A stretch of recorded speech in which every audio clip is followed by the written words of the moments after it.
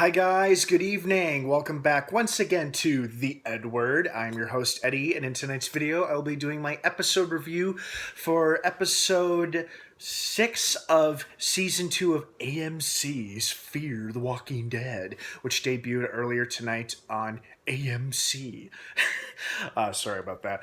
Before I go on blabbering on, of course, please be warned this video will be full of big spoilers as I will be discussing key plot points. A lot of stuff happened tonight, so if you are not caught up on Fear the Walking Dead on this episode or last few episodes, do not keep watching or listening to this video as I will be going into big spoilers. So this is your warning. You have been warned. Thank you very much. That being said, wow, like I know I've said this many times and I keep repeating myself, but this show keeps getting better and better with each episode. And especially this season. And, tonight's episode was so good. There was just so much happening. I know a lot of you were hoping that they would get off the boat or get off the sea eventually. And obviously enough, they sure did. They finally got off of the Abigail because they have finally reached Baja, Strand's destination, to meet up with his boyfriend. Unfortunately, his boyfriend was bitten during a walker attack at a nearby church.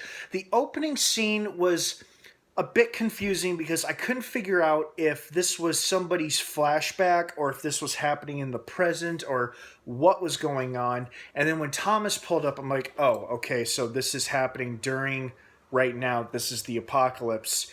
But it was a bit confusing as to who they were talking about, and then it occurred to me they were talking about Celia, his mother, and then it's implied that they all died after ingesting poisoned communion wafers, and then they inevitably turned into walkers. So the opening was a bit confusing until people started to drop like flies, which was kind of sad, but also like, whoa. They finally get off the boat. They make it to Baja. Poor Luis gets shot, and Daniel, for some reason, does not put him out of his misery. Well, it's because Luis asked him not to.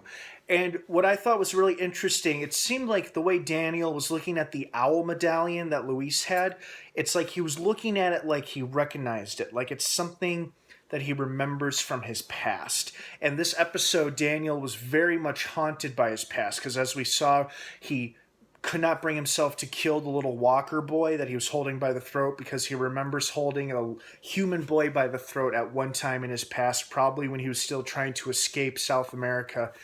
And, he couldn't bring himself to do it. Fortunately, his daughter was there in the nick of time to stab the walker boy in the head since Daniel was just in this daze that he couldn't do it.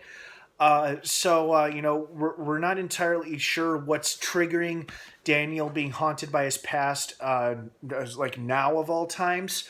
But it's probably because of his natural suspicion of everything that's going on around him and the people around him. Because I think, I don't know if he doesn't, I think the trust issue with Strand is kind of resolved because Strand has kept his word and everybody has made it to Baja with the exception of poor Luis. They get to Baja, they get to Strand's location, which is the big fancy house that his boyfriend Thomas and his mother live and operate on. And, they get there, and there's quite a few survivors there. It's mostly the staff, and then Celia, I guess, like the matriarch of the household, and poor Thomas, who's slowly dying after being bitten on the arm. Now, I think this episode answers the question of whether or not Strand had seedy intentions and was just using and manipulating Thomas to his own end, for his own gains. Because that was proposed, that idea came into our minds after we saw Strand's flashback episode, like his origin story, so to speak. It is possible. However, after watching this episode, I sincerely believe Strand really did genuinely care about this guy. Because he was in a state of panic when they arrive at the church and they see all the bodies on the ground and all the weapons, because he's calling for Thomas. He's genuinely worried. And, they have that cool little fight scene with the small walker herd. It was a bit unsettling to see Chris just stand there and kind of almost allow Madison to die as the walker attacked her. But fortunately, Alicia was nearby and saved her mom.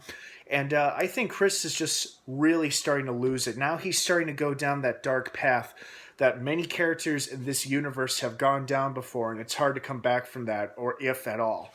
So, but anyway, getting back to Strand, I think he really did love Tomas because he didn't leave his side, his bedside, as he was dying.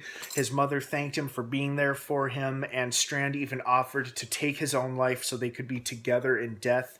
It was very Romeo and Juliet-ish. Even Thomas jokes that it's like, how Shakespearean of you. I'm like, thank you. I'm glad somebody said it. It's like obviously very Romeo and Juliet of him to do that. And so I think Strand really did love Tomas. Their relationship, as brief as it was, they really did love each other. And Strand wasn't just using him for his resources or whatever.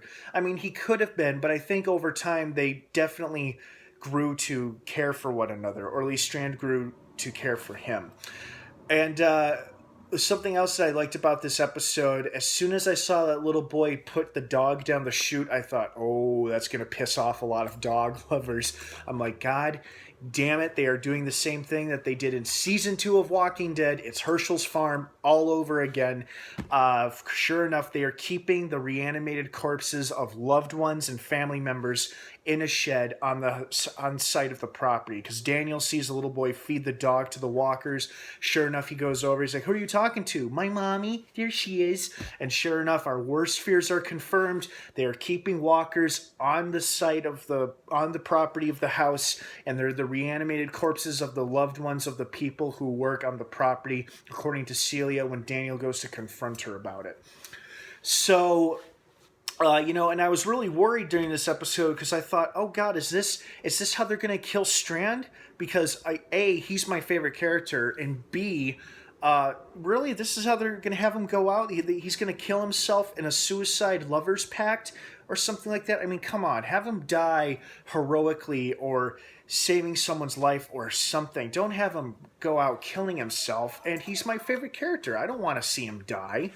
I like most of these characters, but especially Strand because he's so cool and mysterious. Well, not as mysterious, but he's still just a cool, suave guy. I'm like, please don't kill him.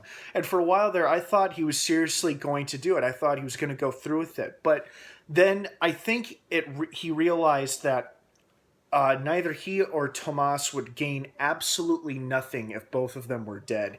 Even Tomas said, I kind of don't want you to do it because I couldn't do that to you. I don't want to rob you of your existence simply because I'm dying. But Strand was insistent, and then he changed his mind at the last minute because maybe he thought, what's the point of both of us being dead? We're both going to be reanimated walking around as a couple of walkers anyway. So what's the point? And I was relieved to see that he did not go through with it, but he did put his partner out of his misery by shooting him in the head. And, of course, it happened to be in the nick of time because Chris was about to presumably do something horrible to either Madison or Alicia, because Alicia threatened to tell everyone about Chris allowing Madison to become in serious danger. Of course, his dad doesn't want to believe it, and now it's going to cause a lot of strife between both families, even though they're trying to keep their family unit strong and together. What I'm curious about is if the owl medallion is somehow relevant to Daniel's past, and if this Celia woman, whether or not he realizes it yet, or if she realizes yet, if their paths have crossed before. If she was a part of the uprising that happened when Daniel was forced to torture people during their escape from South America. Who knows? Or maybe it's just the fact that the owl medallion is so creepy looking, as is the wood carving in the tree. I'm not sure, but I'm sure we'll get our answers soon. The mid-season finale, I can't believe it's the mid-season finale already. I guess they're not doing 8 episodes and then another 8 episodes. They're doing 7 episodes and then 8 episodes to finish it off, because I looked at the episode lineup, only 15 and not 16 as we originally thought. Only 15 episodes this season, but oh well, that's still a hell of a lot more than last season, which makes it more room for more storytelling. So overall, very good episode. I'm really excited and intrigued about next week's mid-season finale. Don't forget to tune in to AMC to catch the mid-season finale of Fear the Walking Dead Season 2, and catch the series premiere for Preacher as well. Looks like an interesting show. I may or may not do a recap on it, depending if I see it or not. Well, guys, thank you so much for watching another episode review here on the EdWord. I hope you found it informative and enjoyable and helpful. Thanks again for watching. Don't forget to like this video and subscribe to this channel for more videos and content like this one.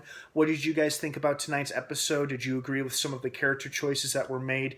What did you like about it? What did you not like about it? Please leave your opinions, thoughts, and feedback down below in the comments section. I'd love to hear from everybody. As usual, let's please be respectful and be civil of one another's beliefs and opinions, of course. And check out my Facebook page in the description down below as well. I think you'll like what you see there. All right, guys, have a great rest of the night. I hope you all had a wonderful weekend and you get off to a good start tomorrow morning, Monday morning, as we return to work, to school, whatever it is we all do during the week. Thanks again for stopping by. Have a great rest of the night. And of course, until next time, may the force be with you.